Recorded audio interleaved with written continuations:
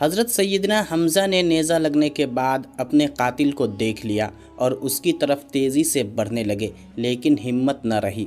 آپ گرنے کے بعد دوبارہ اٹھے، اپنے جسم سے نیزہ نکالنے کی کوشش کی پر نہ نکال سکے، اور پھر دوبارہ قاتل کی طرف بڑھے، لیکن تھوڑی ہی دور جا کر گر پڑے اور روح مبارک پرواز کر گئی۔ یہ 17 شوال 3 ہجری کا دن تھا کہ جب رسول اللہ صلی اللہ علیہ وسلم کے شیر چچا کے شہید ہوتے ہی کفار نے جنگ احد میں تعزیے بجانا شروع کر دیے۔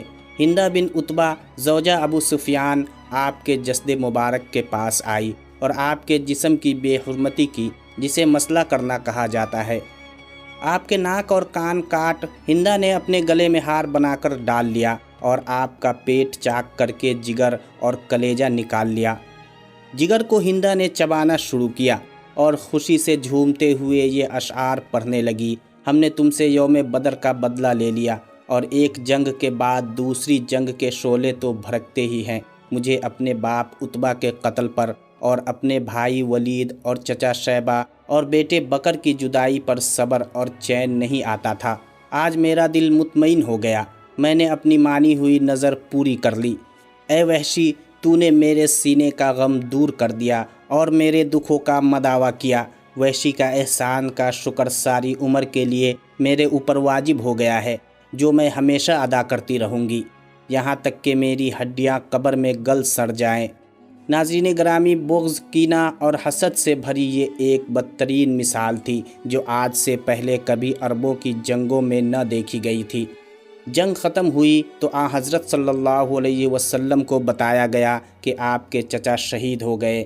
آپ تشریف لائے تو دیکھا کہ چچا کی لاش کے ٹکڑے میدان میں بکھرے پڑے ہیں۔ آپ کی آنکھوں سے آنسو چھلک پڑے، غموں کے آنسو کی ایسی جھری لگی کہ تمام صحابہ بھی رونے لگے۔ آپ نے اپنے چچا کے ٹکڑے اکٹھے کرنے کا حکم دیا۔ آپ نے اپنے پیارے شہید چچا کے جسد مبارک سے مخاطب ہو کر فرمایا: اللہ کی رحمت تمہارے اوپر سایہ فگن ہو۔ تم رشتہ داروں کا بہت خیال رکھتے تھے اور ہر کار خیر میں سبقت لے جاتے تھے۔ اگر مجھے صفیہ کے غم و رنج کا خیال نہ ہوتا تو میں تمہارے جسم کے ٹکڑے یوں ہی میدان میں چھوڑ دیتا تاکہ انہیں درندے اور پرندے کھا جائیں اور تم قیامت کے دن انہی کے پیٹ سے اٹھائے جاؤ۔ خدا کی قسم، میں تمہارے بدلے میں کفار کے 70 آدمیوں کا مسئلہ کروں گا۔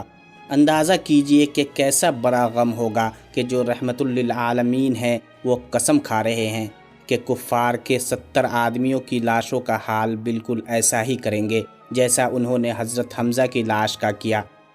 نبی اکرم صلی اللہ علیہ وسلم کے اس ارادے پر اللہ پاک نے وحی نازل فرمائی: اور اگر تم سزا دو تو ویسے ہی سزا دو جیسی تمہیں اذیت پہنچائی گئی، اور اگر تم صبر کرو تو بلا شبہ صبر کرنے والوں کے لیے صبر ہی اچھا ہے، اور تم صبر کرو اور تمہارا صبر کرنا خاص اللہ ہی کی توفیق سے ہے۔ امام ابن کثیر اور امام قرطبی اپنی تفسیروں میں لکھتے ہیں کہ اس آیت کے نزول کے بعد حضور اکرم صلی اللہ علیہ وسلم نے اپنا یہ ارادہ ترک فرما دیا اور پھر قسم کا کفارہ ادا فرمایا۔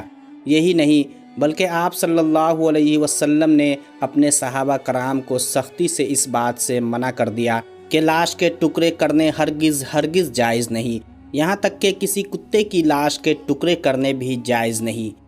آپ صلی اللہ علیہ وسلم کا دل بہت ہی غم زدہ تھا۔ اس موقع پر اللہ تعالیٰ نے آپ صلی اللہ علیہ وسلم کو ہمت اور حوصلہ دیا تھا۔ آپ صلی اللہ علیہ وسلم نے فرمایا کہ مجھے حضرت جبرائیل علیہ السلام نے خوشخبری سنائی ہے کہ حضرت حمزہ بن عبد المطلب کو 7ویں آسمان پر جنت الفردوس میں اللہ تعالیٰ اور اس کے رسول صلی اللہ علیہ وسلم کا شعر لکھ دیا گیا ہے۔ حضرت حمزہ رضی اللہ تعالی عنہ کی بہن حضرت صفیہ رضی اللہ تعالی عنہا نے جب جنگ کی خبر سنی تو وہ مدینے سے جنگ احد کے مقام کی طرف روانہ ہوئی، تو حضرت محمد صلی اللہ علیہ وسلم نے اپنی پھوپھی کے بیٹے حضرت زبیر کو حکم دیا کہ پھوپھی کو جنگ کے میدان سے دور ہی رکھو اور ان کو مدینہ واپس لے جاؤ۔ جب وہ اپنے بھائی حضرت حمزہ کی لاش کو دیکھیں گی تو ان سے برداشت نہ ہو سکے گا۔ جب ان کے بیٹے نے ان سے یہ سب کچھ کہا تو حضرت صفیہ نے فرمایا کہ میں بھائی کے شہید ہونے کی خبر سن چکی ہوں، میں جانتی ہوں کہ اللہ تعالیٰ کے یہاں یہ قربانی بہت ہی مقبول ہوئی ہے۔ میں جاہلیت کے طور طریقوں سے خوب واقف ہوں، میں مشرکین کی طرح بین نہ ڈالوں گی۔ حضرت محمد صلی اللہ علیہ وسلم نے ان کو جنگ کے میدان میں آنے کی اجازت دے دی۔ جب انہوں نے اپنے بھائی کے جسم کے ٹکڑے دیکھے تو آنسوؤں سے آنکھوں سے دریا بہہ نکلے، لیکن بار بار حضرت صفیہ کی زبان سے انا للہ و انا الیہ راجعون ہی نکلا۔ اس کے بعد حضرت صفیہ نے اپنے دونوں ہاتھوں کو بلند کرتے ہوئے دعا کی، اے اللہ تعالیٰ، یہ قربانی تیری راہ پر دی گئی ہے، تو ہی اس کو قبول کرنے والا ہے۔ اس کے بعد حضرت محمد صلی اللہ علیہ وسلم نے اپنی پھوپھی کو حکم دیا کہ پھوپھی جان، آپ مدینے واپس چلی جائیں، تو حضرت صفیہ رضی اللہ تعالی عنہا مدینے میں واپس آ گئی۔ حضرت صفیہ رضی اللہ تعالی عنہا نے اپنے بیٹے زبیر کو میدان احد سے جاتے ہوئے 2 چادریں دیتے ہوئے فرمایا کہ اپنے ماموں کے جسم کو اس میں ڈھانپ لینا۔ حضرت زبیر نے دیکھا کہ ایک انصاری صحابی شہید ہو گئے تھے۔ انہوں نے دیکھا کہ ان کے جسم پر جو لباس تھا وہ اتر گیا تھا۔ انہوں نے ایک چادر سے اپنے ماموں کو کفن دیا اور دوسری چادر سے ان انصاری کو کفن دے دیا۔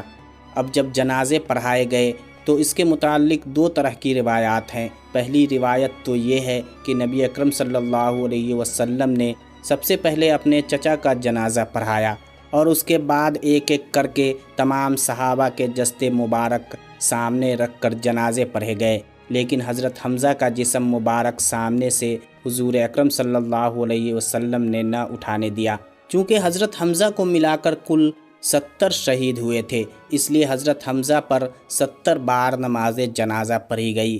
دوسری روایت ابن ماجہ کی حدیث نمبر 1502 ہے، جس میں حضرت عباس رضی اللہ عنہ فرماتے ہیں کہ غزوہ احد کے روز شہداء کو رسول اللہ صلی اللہ علیہ وسلم کے پاس لایا گیا۔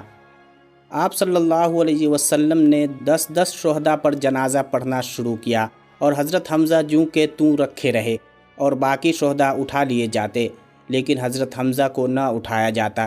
اس کے علاوہ ابو داؤد میں بھی اس سے ملتی جلتی روایت کچھ اس طرح سے ہے۔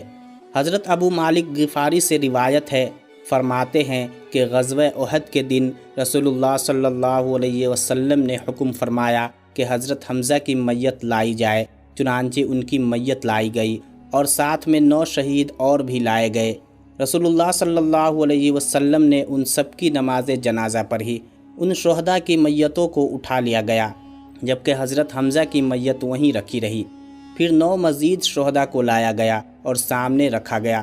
یوں رسول اللہ صلی اللہ علیہ وسلم نے ان 70 شہداء کی نماز جنازہ 7 بار پڑھی، یعنی ایک مرتبہ 10 شہداء کی نماز جنازہ پڑھی، تو کل نماز جنازہ 7 بار ہوئی۔